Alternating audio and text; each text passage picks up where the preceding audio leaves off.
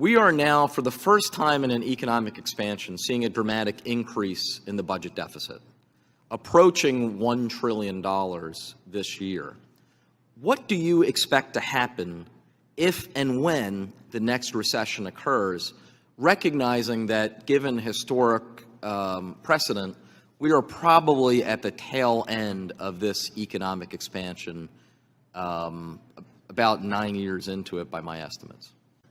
I think that, we definitely want to be prepared for the next recession. I'm not a budget expert, so I don't want to speak too much on that. One thing, if you don't mind, I just want to point out that another thing that happened, we've been giving a lot of credit to the tax cuts for the economic growth we've seen, such as it is over the last year. And I think one thing that's been forgotten is that there was also a spending bill, $300 billion spending bill, that also came out last year that could have actually been the cause. So we're looking at this one tax cut. You have to look at it in the context of all the other legislation that's happening. And reclaiming my time, I would just also point out that, of course, when President Obama came in and over 700,000 jobs a month were being lost, turning that around to then having 7 straight years of job growth and economic growth, it's not as if this growth that has happened the last 2 years suddenly came out of nowhere.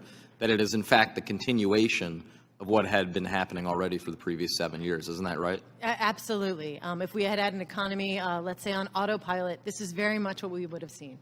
Yes, and I believe the charts actually show that. Well, thank you very much. I yield back.